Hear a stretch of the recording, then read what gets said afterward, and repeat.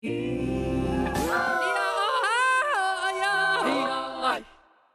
8-year sit-in for Indigenous land rights comes to an end. 辛苦大家，谢谢大家，一路上很关注我们，然后每个人用自己的方式送来给我们的关心。Controversy over Taiwanese aid for Ukraine pits one lawmaker against the foreign ministry. China's president makes his first visit to Europe in 5 years. We find out why that's so significant. Plus, ถ้าเกิดอากาศยิ่งร้อนปีหน้าทุเรียนมันก็น่าจะน้อยลง more extreme weather. An unprecedented heat wave threatens Thailand's king of fruits.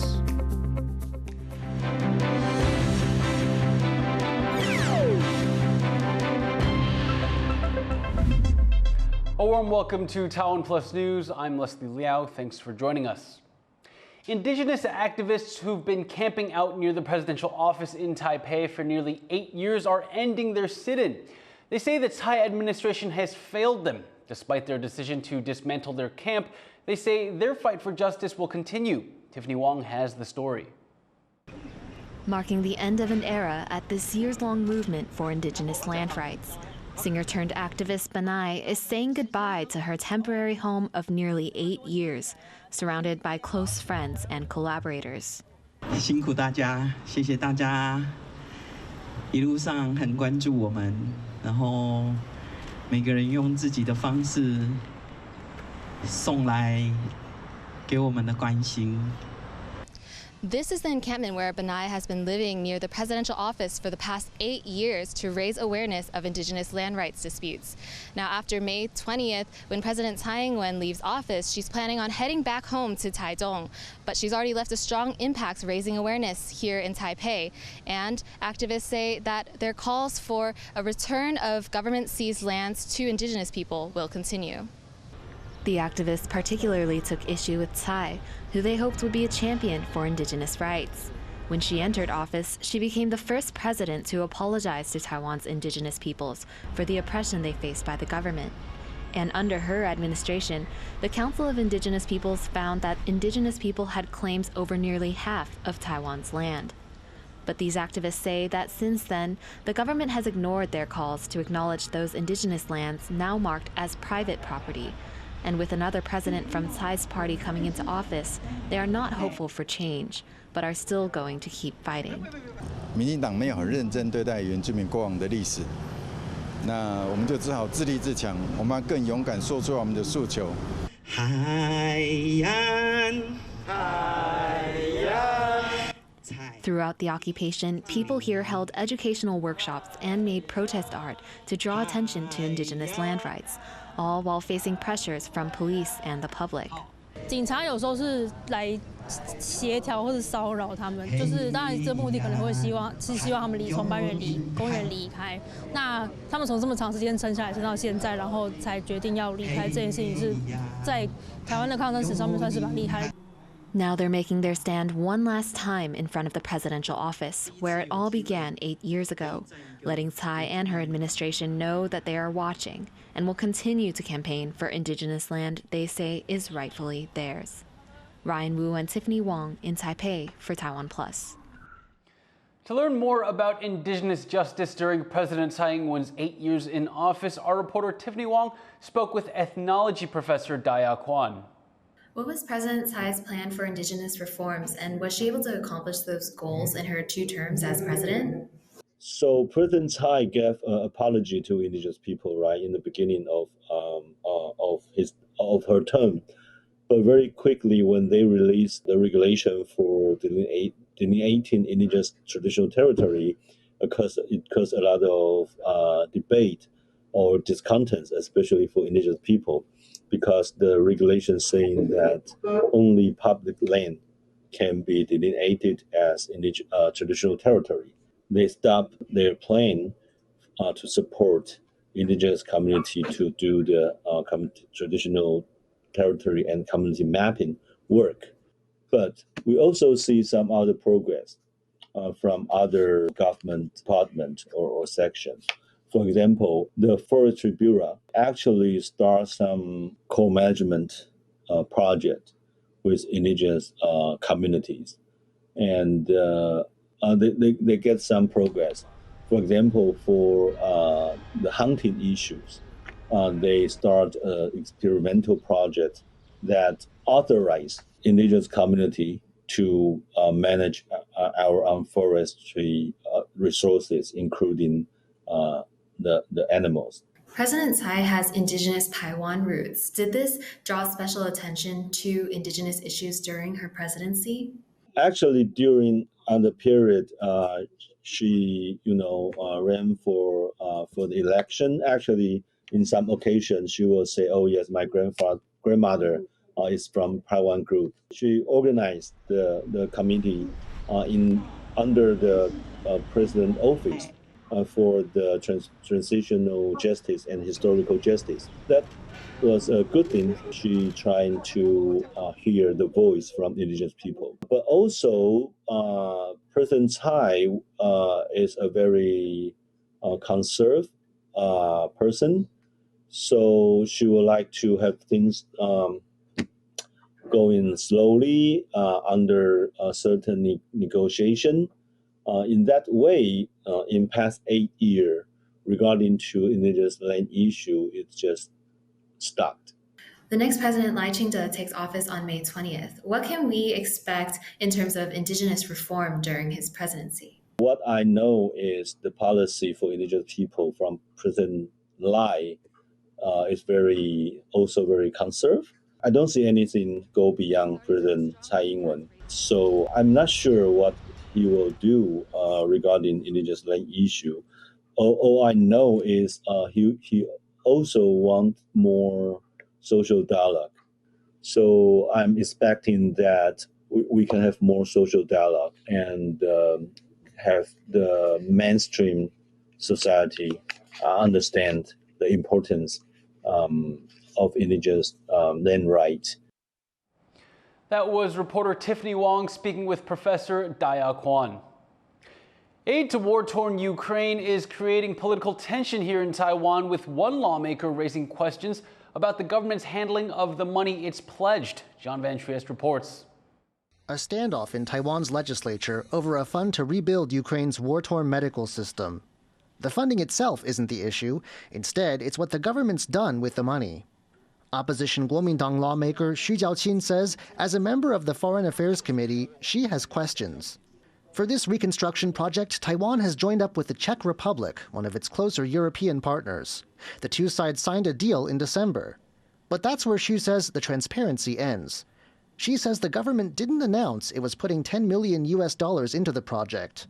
She also says it never revealed which Taiwanese companies got the Taiwanese share of the contracts, or how they won their bids. Her biggest questions, though, are about the Czech side of the deal, and whether the Czech contractor, the nonprofit Czech Health Technology Institute, was picked appropriately. 它是一个很大间的医材厂商，捷克的政商关系是非常良好的，会不会它就转成是给他们捷克当地国会议员的政治现金？这是我觉得一个非常合理的一个之一。But Xu doesn't have evidence of wrongdoing, and the government says its dealings have been above board. 徐委员指控，台捷合作计划中，捷克政府指定的执行单位捷克卫生科技院 （CHTI） 是一间私人公司，并非事实。记者朋友可上网查一下该单位的网页，清楚地说明了 CHTI 是一个非营利组织。Taiwan isn't the only country where aid for Ukraine has sparked controversy. But in Taiwan's legislature, questions about transparency and who may end up benefiting are driving a difficult conversation. Joseph Wu and John Van Trieste for TaiwanPlus. A group of opposition lawmakers have postponed their trip to Taiwan's outlying Taiping Island in the South China Sea. Kuomintang lawmakers plan to inspect defense facilities on the island, but have pushed it back, citing weather and a vote on legislation the next day. They've been urging President Tsai Ing-wen to reaffirm Taiwan's sovereignty over the island with a visit before she leaves office. Taiping is part of the disputed Spratly Islands in the South China Sea. The archipelago is subject to competing claims by Vietnam, China, and the Philippines. The United States and the Philippines are practicing defending beaches on the Philippines' northwest coast. It's part of the two nations' annual Balikatan exercises. And as Rick Lout reports, this year the drills are taking place near potential flashpoints with neighboring China. Here at La Paz Sand Dunes in northwest Philippines, just a few hundred kilometers from Taiwan, the Philippines and US military are conducting live-fire counter-landing drills. Using infantry and artillery, they're practicing pushing back enemy forces that have landed on this beach. It's a defense operation, practically, and the fires that we, from the surface to the sea, the artillery fires, that's particularly to defend from forces coming from the outside landing to our land. It's all part of Balikatan 2024, key drills between the Philippines and its defense partner, the US. This year, they are more expansive than ever, taking place outside the Philippines' territorial waters in the South China Sea, reflecting the Philippines' determination to stand up for its sovereignty in the face of rising territorial aggression from China. I think the Philippines and the US have a shared vision of a free and open Pacific, right? That's grounded in transparency. It's grounded in the respect of sovereignty.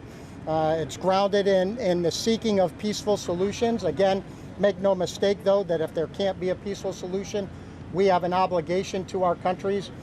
But the drills are also taking place in areas facing Taiwan, another potential flashpoint, and a country also subject to Chinese aggression, also one that, like the Philippines, relies on the US for its defense. As China ups its claims and aggression towards Taiwan, neighboring Philippines has been watching, and its defense partner, the US, has been keen to look at how areas like this one could play a role in the event of conflict. Alex Chen and Rick Lout in Ilocos Norte, the Philippines, for TaiwanPlus. Chinese President Xi Jinping has arrived in France on his first diplomatic trip to Europe in 5 years. Xi is scheduled to hold joint meetings with French President Emmanuel Macron and EU Commission head Ursula von der Leyen. They're expected to discuss efforts to reduce trade imbalances and using Xi's influence with Russia to stop the war in Ukraine. After France, Xi will visit Serbia and Hungary. For more on the significance of Xi's visit to Europe, reporter Chris Gorman spoke with Marcin Jezewski of the European Value Center for Security Policy. This is Xi Jinping's first visit to Europe in 5 years, and he's chosen to begin in France. So let's start there. Why France? I believe that given his connection to the French President Macron, Xi Jinping is trying to find a more solid footing in the country that plays such a prominent role within the European Union.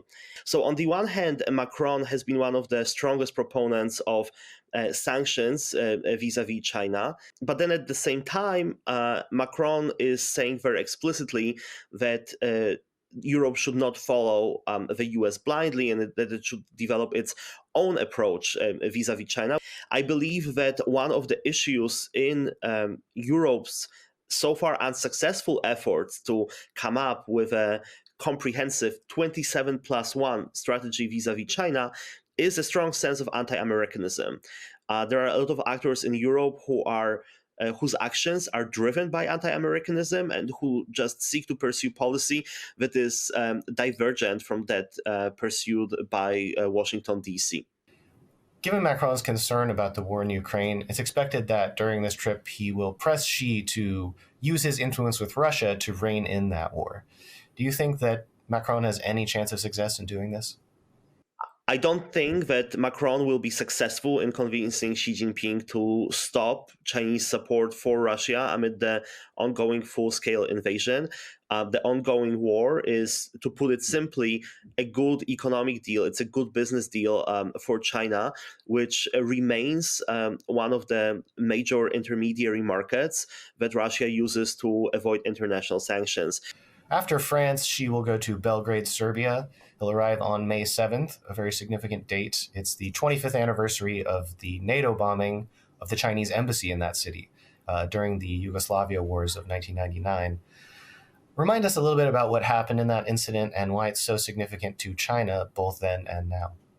NATO was carrying out bombings of Yugoslavia. It was an Allied force operation. and 5 U.S. bombs hit the embassy of the People's Republic of China in Belgrade. It was a tragic event as it resulted in death of 3 media professionals. The event was a mistake, and therefore immediately after the event, President Bill Clinton issued an apology.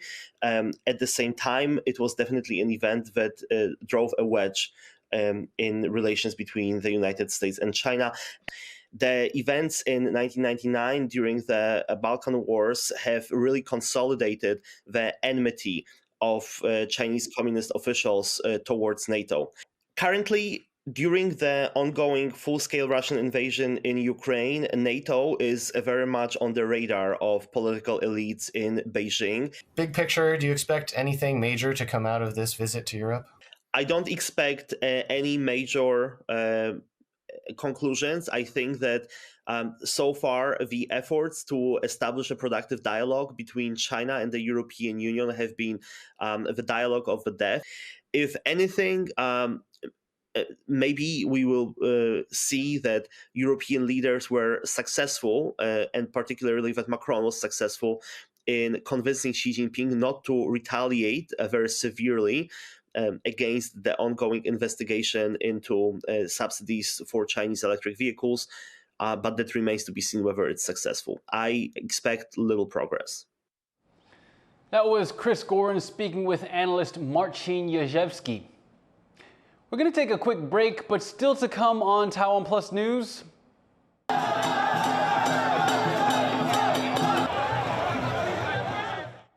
Gods and goddesses take a river plunge in this centuries-old ceremony. We found out why.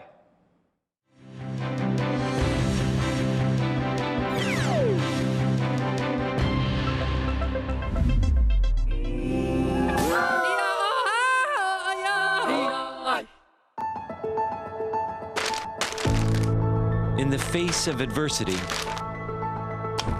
the power of truth.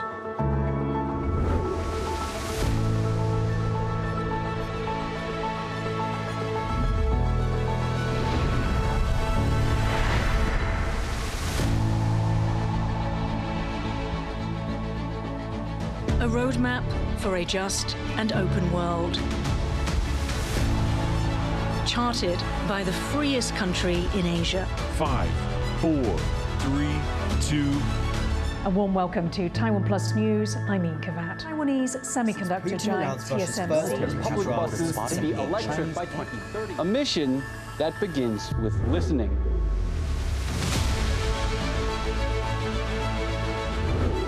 And telling the stories of Taiwan. In Taipei for TaiwanPlus. Drawing insight from original thinkers. And sharing it with the world.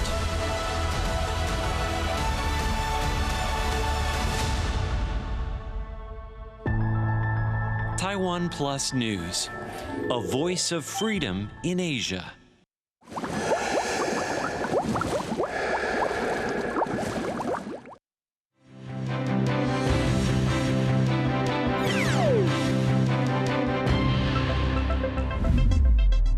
Welcome back. You're watching Taiwan Plus News.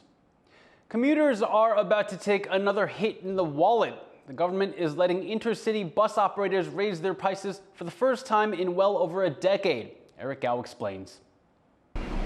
A trip out of the city is about to get more expensive. Coaches like these ply the highways between Taiwan's major cities, with people taking over 50 million trips on them in 2023. They're a popular transportation choice for day trips, or for people working in the big cities to get back to their hometowns.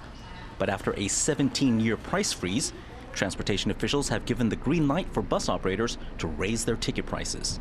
透过这一次的一个调整，可以合理的反映业者的一个营运成本哈，那同时来改善整体的一个经营环境。 With rising costs of fuel, labor, and other operating expenses, bus companies have been calling for an increase for a while.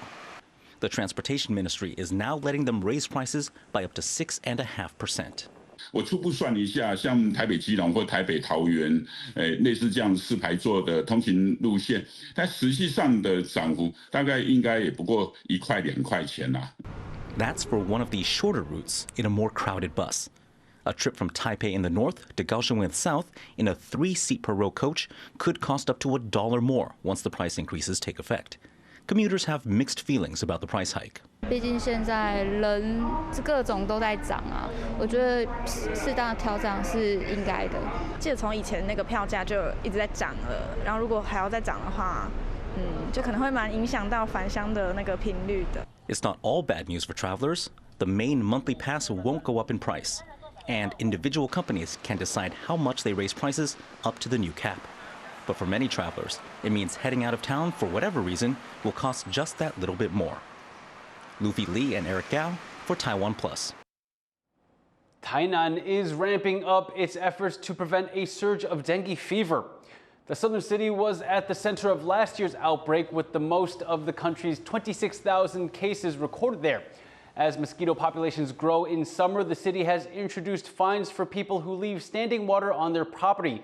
Most of the 146 locally transmitted cases this year have been in neighboring Kaohsiung, but Tainan's mayor says people still need to remain vigilant. 目前看起来指数并没有特别高，但是都是各地都严加戒备。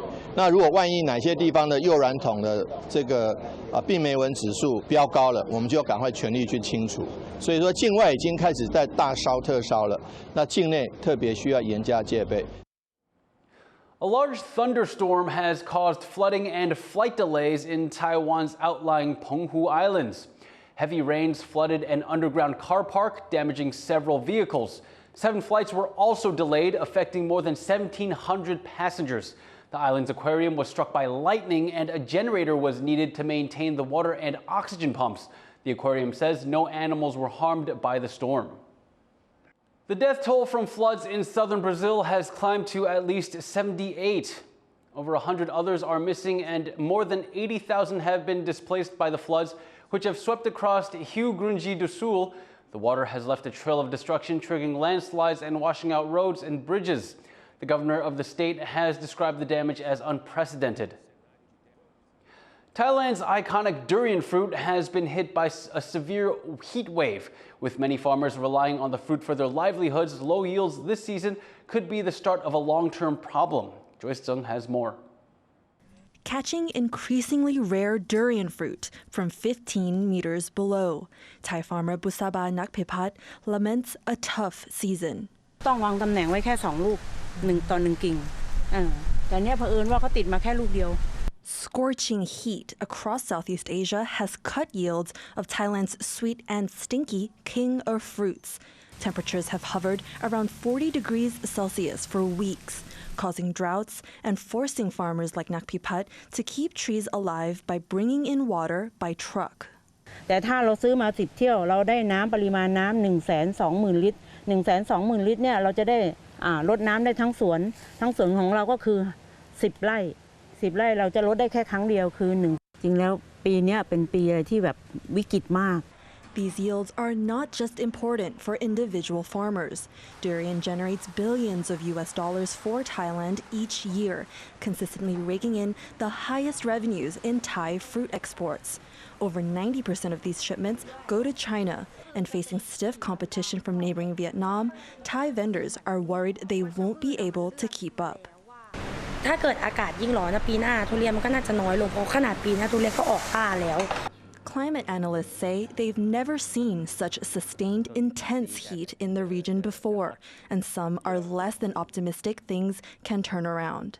Even in tropical region like Southeast Asia now, we experiencing the new normal, I can say. Climate scientists already talking about a shifting baseline. For farmers like Nakpipat, worries from finding water to making money to feed her family are mounting. All she can do is keep tending the fruits that can bear the vicious heat. James Lin and Joyce Tsin for TaiwanPlus. Seabirds are getting a helping hand as people on Taiwan's northeast coast are cleaning up the beaches just in time for the breeding season. Seabirds lay their eggs on Yilan's beaches between May and August. The local Wild Bird Society suggests beach cleanups be held before then to prepare for the season. Event organizers also set up booths and held performances to promote environmental conservation. Temple goers in Tsai County got their feet wet over the weekend. Irene Lin looks at how a local tradition is thought to bring prosperity to the southern county.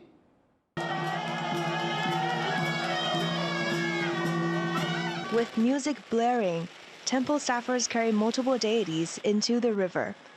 They're taking part in an annual event designed to bless the land and water of Tsai County in southern Taiwan. Thousands came to witness the centuries-old celebration. 特别来参与，然后想不到今天蛮多摄影的人员或是庙方人员办的活动，然后阵头蛮多的，比去年的更多的人潮。In recent years, Tsai County has seen its economy move away from agriculture to tech. County Magistrate Wang Zhangliang says the events focus on future prosperity, reflecting Tsai's character.